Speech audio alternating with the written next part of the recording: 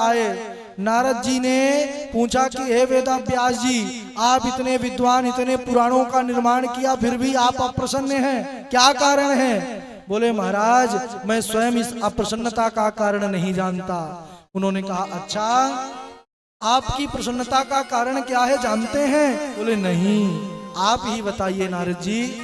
उन्होंने कहा यथा धर्मा दयश्चार्था मुनिवर्यानुकीर्तिता ना तथा वासुदेवस्य महिमा ह्यनुवर्णितः। जिस प्रकार आपने पुराणों में धर्म, अर्थ, काम, मोक्ष इन चतुर्थ पुरुषार्थों को दर्शाया है, लेकिन कहीं पर भी आपने भगवान के प्यारे प्यारे चरित्रों को नहीं गाया है। कोई काम निष्कामता से युक्त हो लेकिन भगवान के भक्ति से रहित हो तो उसकी शोभा नहीं है। न शोभते ज्ञान मलम निरंजनम। तो क्या किया जाए? बोले महाराज, आप तो त्रिकालज्ञ हैं।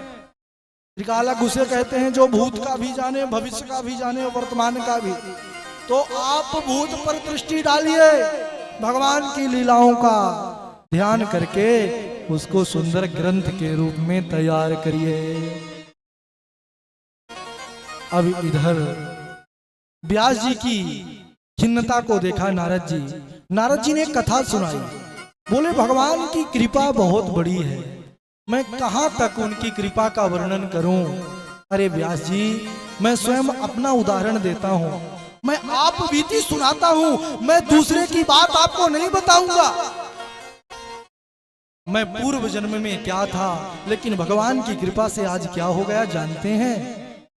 सावधान होकर के सभी बंधु माताओं से यह निवेदन है कि इस कथा को भावपूर्वक सुनेंगे।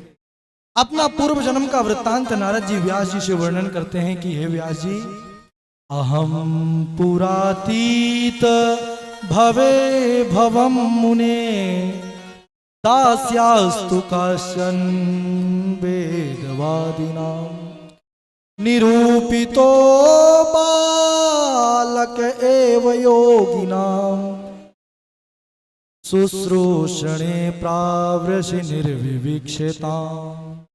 बोले हे व्यास जी, मैं पूर्व जन्म में एक दासी का पुत्र था।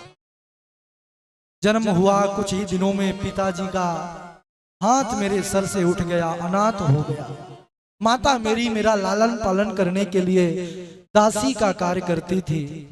एक बार सौभाग्य से मेरे ग्राम में, मेरे नगर में चातुर्मास व्यतीत करने के लिए कुछ संत ब्राह्मण पधारे। उनकी ही सेवा में मेरी मैया लगी, मैं भी उनके साथ जाता था। संत आए थे, सुंदर भगवत चर्चा करते थे, जैसे हम और आप सब प्रभु की कथा को सुन रहे हैं। वहां बोले नारद जी, मैं भी ऐसे ही सुनता था, संतों का कीर्तन, उनका सत्संग।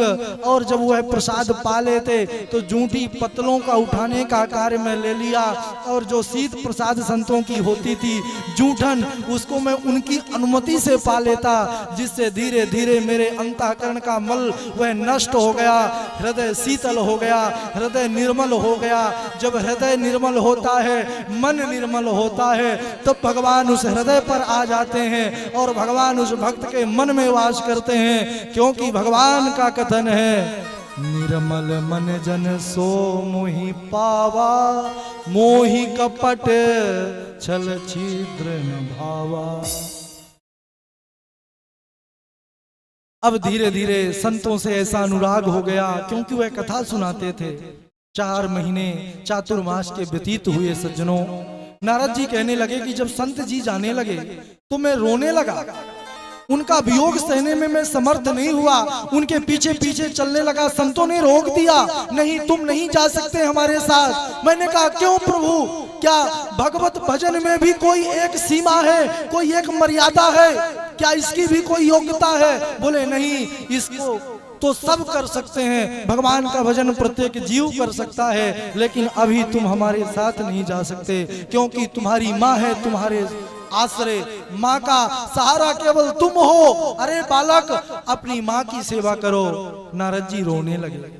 आज पहली बार उनके मन में आया कि मेरी माँ ना होती तो आज मैं भगवत भजन से विमुख ना होता।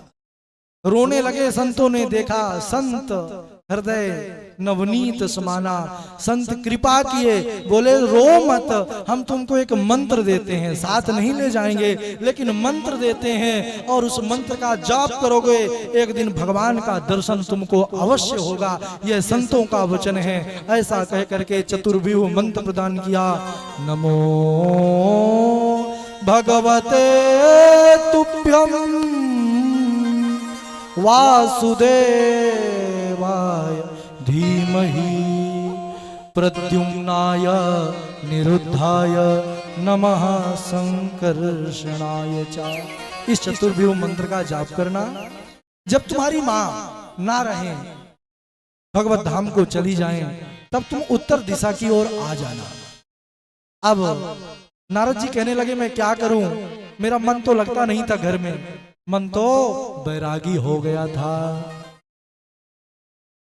एक बार मेरी माता गाय धुलने के लिए जा रही थी, सायंकालीन का समय था। एक सर्प के ऊपर पैर पड़ा, सर्प ने माँ को डसा, माँ का गोविंदाय नमो नमः हो गया। मुझे कोई दुख नहीं हुआ, मैं इसको भी भगवान का अनुग्रह माना, माता का क्रियाकर्म किया और संसार से अब मुक्त हो गया। और संतों के ही वचनानुसार उत्तर दिशा की ओर बढ़ने लगा। हे व्यास जी, कई वनों को, कई पर्वतों को पार करते करते मैं एक निर्जन वन में पहुंच गया। वहां पर सुंदर एक निर्मल सरोवर को देखा। वहां मैंने सुंदर आचमन किया, स्नान किया, जैसा जैसा ऋषियों ने बताया था विनियोग किया, प्राणायाम किया, मंत्र का जाप करना प्रारंभ कर दिया। भगवत प्राप्ति की उत्कट अभिलाषा के कारण मेरे नेत्रों से झरझर झरझर आंसुओं की धारा चलने लगी। उसी समय क्या हुआ व्यास जी, मेरे हृदय में भगवान का अलौकिक स्वरूप प्रकट हो गया। बोलिए भक्तवत्सल भगवान की ऐसा स्वरूप महाराज करोड़ों करोड़ों कामदेवों के मन को भी मथने वाला, लेकिन अभी तक जी भर के देखा भी नहीं। लेकिन वह छवि ओझल हो गई और छवि को न देख करके मैं छटपटा करके उठा। उस समय आकाशवाणी हुई कि अभी पक्वा कषायाणाम दुर्दर्शो हम कुयोगी नाम। अरे ऐसे ही भगवान का सानिध्य सबको नहीं मिलता है। अभी आपको एक बार जो दर्शन हुआ है वह ऋषियों की, संतों की वाणी को सत्य करने के लिए हुआ है। अब आप भजन कीजिए, अभी नहीं, लेकिन आप इसके बाद अगले जन्म में भगवान के नित्य दर्शन पाएंगे और भगवान के पार्षद होंगे।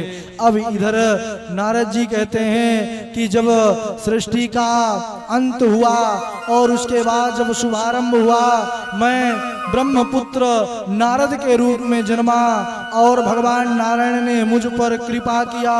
देवदत्ता मिमाम वीणा, यह मुझे सुंदर वीणा प्रदान की और देवताओं का ऋषि बना दिया। देखा आपने व्यास जी भगवान की करुणा कृपा, कहा तो मैं दासी पुत्र था और आज देवताओं का ऋषि बन बैठा हूँ। इसलिए भगवान, अरे